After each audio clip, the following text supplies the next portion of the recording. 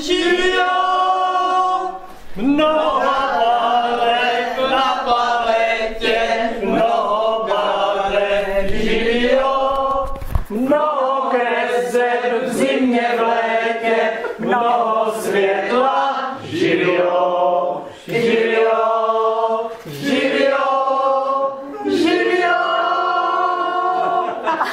Perfektne, Karle. Dobre, tak vás vítam tu na tej malej vernisáži k týmto mojim fotografiám. Ja som mal veľkú výstavu aj spolu s manželkou v Lohovci.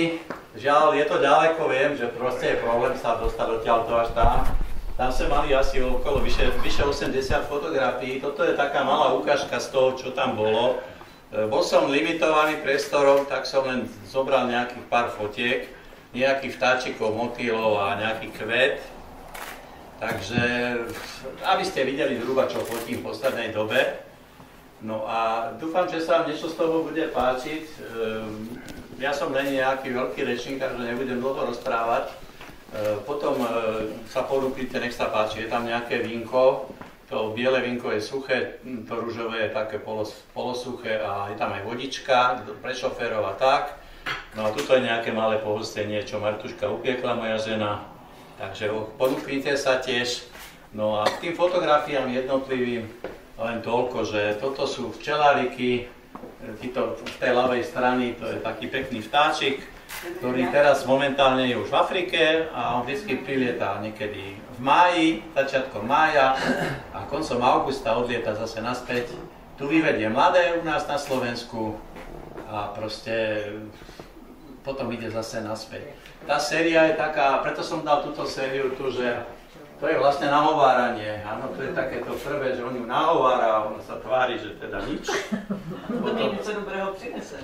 No však, doniesol, odletel medzi tým, priniesol jej pamlsok a už tak ako spozornila. Potom prijala teda pamlsok a už sa božkávajú. Na poprvní dobrý. Čiže to je taká séria. Ináč je to veľmi zaujímavé pozorovať tých vtákov. To sa chová jak ľudia úplne. To vy ste pozerali. A to sa ti na jeden zátnak, ako podarilo? Ne, to není z jedného fotenia.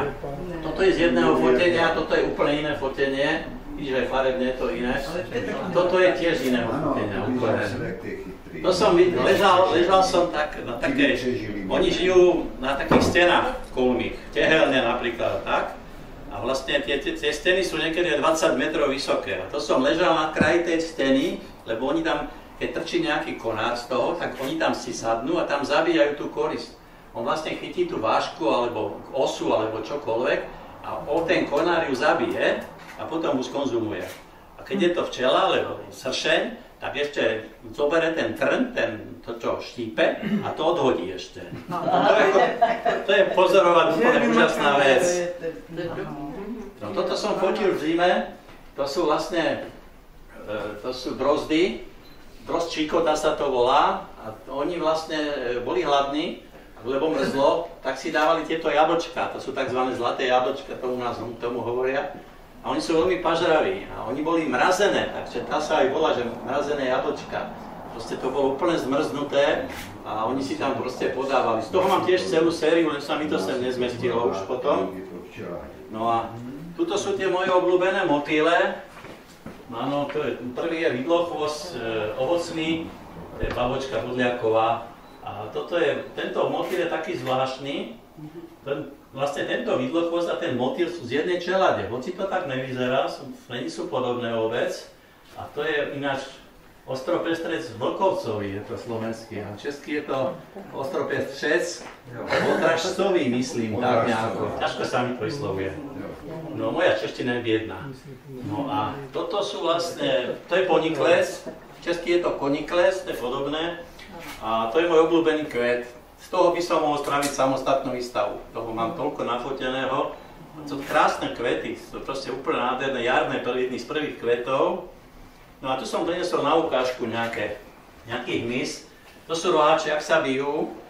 A to je vlastne nosorožík po slovensky, ten vedľa. To je aj po česku. Je ešte po česku.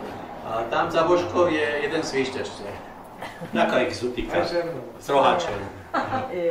No. Čiže no, to je asi toľko, by som povedal. No. Takže ďakujem ešte raz, že ste prišli. Ponúknite sa, nech sa páči a voľná debata. Ďakujem.